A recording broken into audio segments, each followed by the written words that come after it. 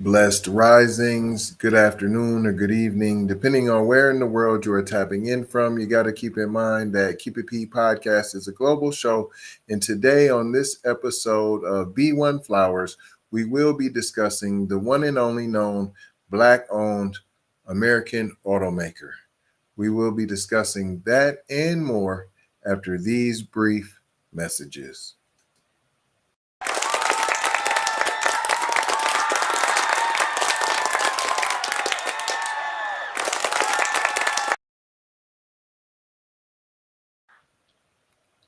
And we're back.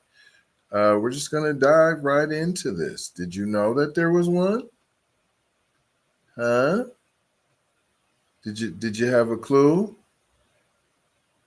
Well, let's get into that. The history of American automakers is filled with names like Henry Ford, Chrysler, and General Motors. But one name often overlooked is the Patterson Greenfield Company, the only Black automaker in U.S. history, founded and run by foundational Black Americans.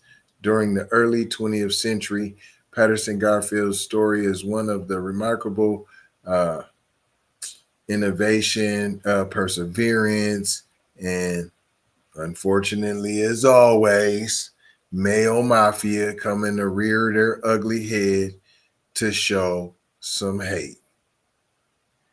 From 1915 to 1918, the company made a significant mark on the automobile industry, producing high quality cars, luxury roadsters, and many contributions to innovations that predated modern automobile design. Despite these accomplishments, the company's eventual downfall, including allegations of white interference, stands as a reminder of the racial challenges FBAs have faced in all of the world, especially in manufacturing or anything to do with owning something or having our own. Of course, C.R. Patterson, the founder of Patterson Greenfield, was born into slavery in 1833 in Virginia. After the Civil War, Patterson moved to Greenfield, Ohio, where he became a successful businessman. He founded C.R.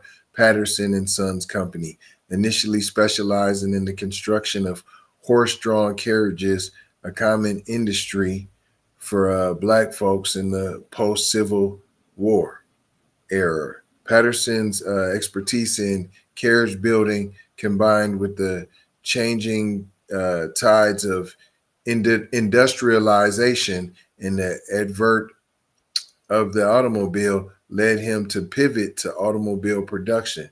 His sons, notably Frederick and Charles Patterson, were integral integral in expanding the business in the automotive manufacturing. The Patterson family story was significant not only for its entrepreneurial spirit, but also because it represented an essential piece of FBA history that's in American history during a time when Black folks were being hated on every aspect, socially, economic, all the barriers, while many of us were relegated to horrible jobs with menial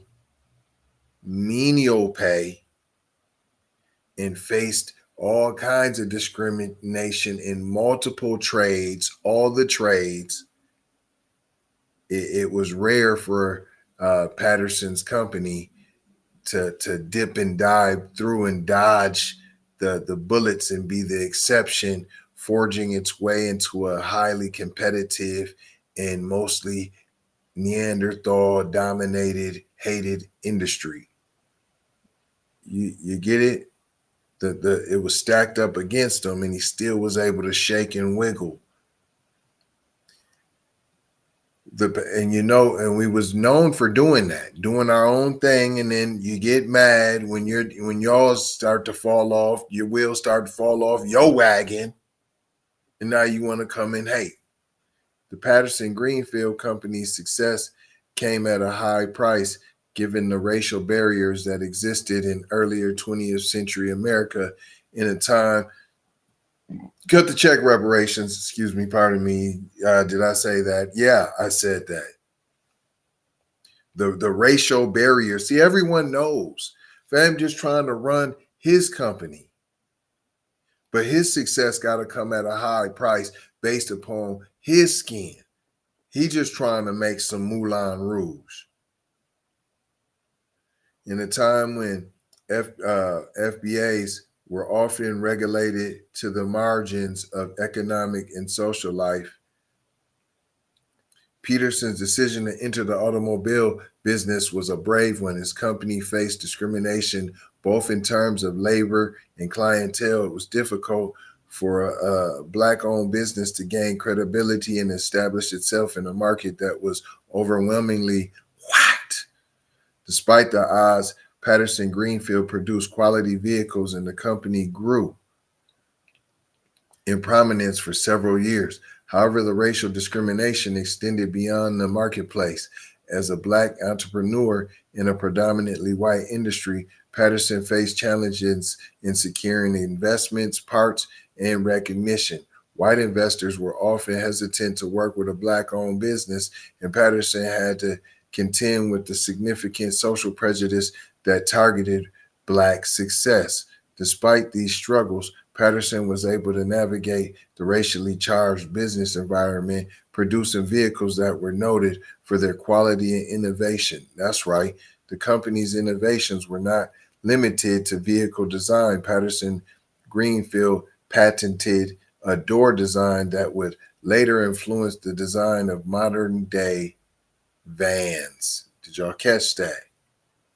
Did y'all catch that? Right?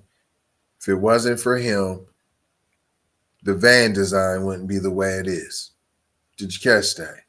This shows the level of forward thinking that was taking place within the company, despite the significant societal and business barriers they faced. Yet Patterson Greenfield's trailblazing efforts were frequently overshadowed by the racial challenges that plagued Black entrepreneurs at the time, and they still do. Between 1915 and 1918, Patterson Greenfield built a reputation for producing stylish and reliable automobiles, often using the C.R. Patterson name as a mark of pride for the Black community. However, the company's success was short-lived, and Patterson Greenfield ceased production in 1918. The reasons for the company's disclosure remain a subject of debate. Let's hear it. Here we go. One popular theory is that the company's demise was tied to the intersection of several factors, including the competitive nature of the automobile market, the economic struggles of the era, and the emergence of larger, more established manufacturers such as Ford and General Motors. Another more troubling theory is that the company's eventual failure was a result of sabotage and interference by white-owned businesses who feared the success of a Black automaker. These are the rumors that white competitors may have attempted to undermine Patterson's business or appropriated some of his ideals for their own use. Ford, who is often regarded as the father of the modern American automobile industry, had dealings with Black inventors and entrepreneurs, and these are lingering questions about whether Patterson's innovations were absorbed into Ford's designs without recognition.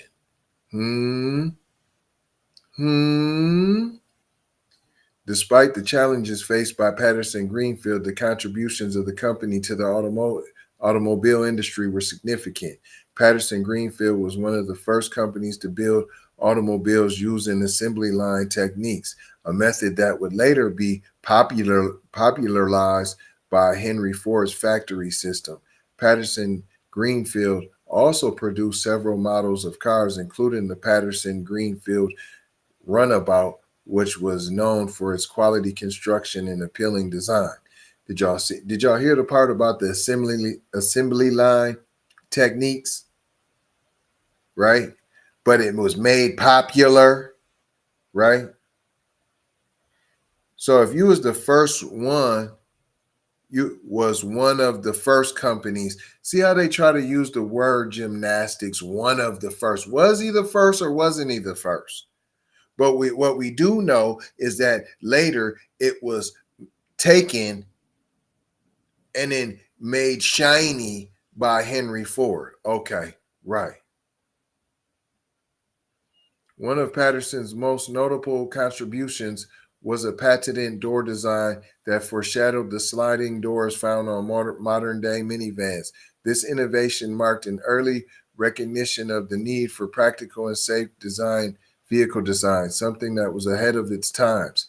Yet, despite ahead of its time, see, we stopped being ahead of our time, and we equal. We just to do that. We get the same thing. And we just gotta have the same as them. All we got to do is give a little bit of effort like them, and then watch our white privilege kick on in.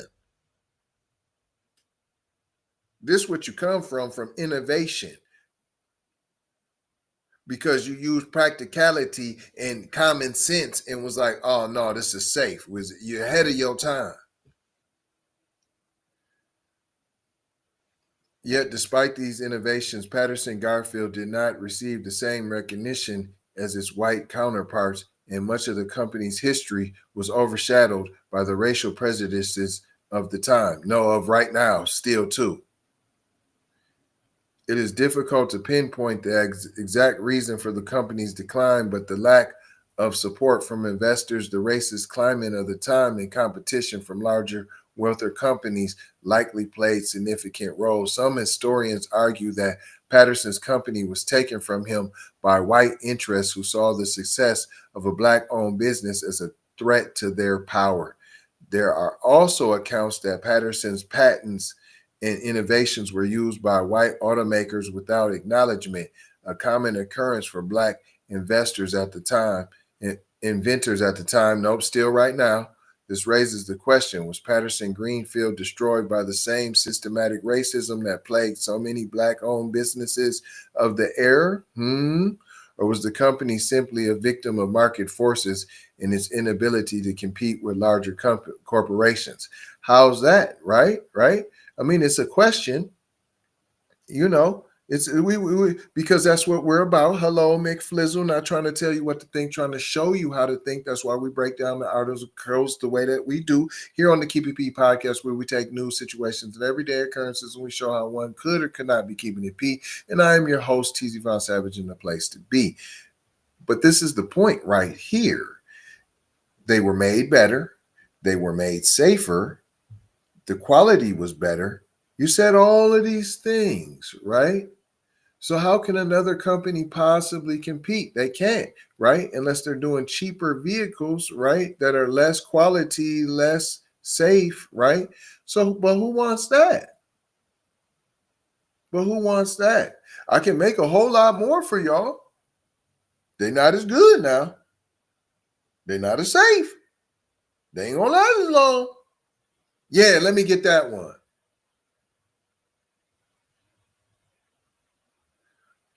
Right? And then think about this. That same mentality is then what pushed out, right?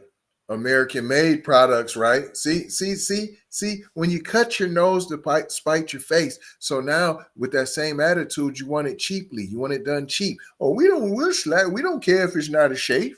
We don't care if it's not as good. Now, so now China took over.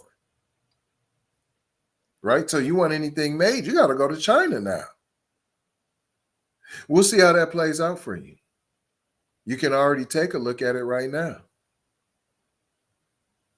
The loss of Patterson Greenfield was a blow to Black Americans as it represented one of the few successful Black-owned businesses in a largely segregated economy. Despite this, Patterson's legacy endures as a symbol of Black entrepreneurial spirit and resilience. See that FBA warrior entrepreneurial spirit.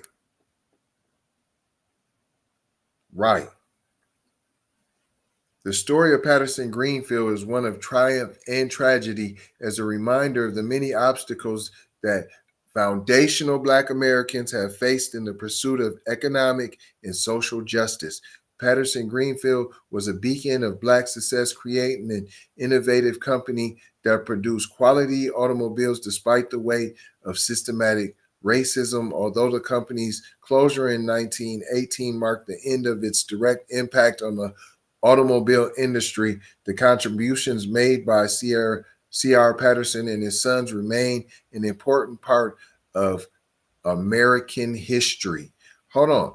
You said uh, the end of its direct impact. No, the direct impact is still every time somebody makes a new minivan or opens their minivan door, that is the effect of foundational Black Americans on the automobile industry from 1915. I'm not saying there's not other ones, right? We've invented other contributions, right? GPS and other contributions, I believe the brakes and other things like that to the automobile industry, but I'm saying dating back to 1915. So including the assembly line, right? Right? That came from them. The assembly line came from foundational Black Americans, right? It was already known that we made one of the best cars ever made. And the minivan door, foundational Black Americans created that as well. Since 1915, we've made an integral advancements. We are woven into the automobile industry. Period. Factual. And we know that if it wasn't for them pesky, meddling, heinous white people, the business would have flourished. The business would have flourished. And that's the truth. But the legacy is still there and it's still cemented, and they hate it to this day. And that's what we learned here today, boys and girls. We want to give them their flowers. They're not here, but the inventions and their contributions are still here, and we need to let that be known and be shown. You understand? But I ain't gonna hold you. I'm just gonna mold you, fold you, and scold you for being off code. Gonna leave you with 4 words, as we always do around this time. Subscribe for the vibe, like for the spike, comment your vomit, and share if you care, if you dare, to get Black empowerment everywhere. We are on all the platforms: Apple, Spotify, YouTube, Twitter, Instagram, TikTok, Snapchat, Facebook. Come and take a look. You might get hooked, but don't get shook by those fake Keep It P podcasts that are out there, because they're show enough out there trying to emulate what we got going on here. You can duplicate, but all you're doing is hating. That's it. We see you. We got our eyes on you. A little love, peace, blessings, and maloha. I gotta go ha for show ha. You already know ha. Big brother, light bright, supreme, almighty, signing off.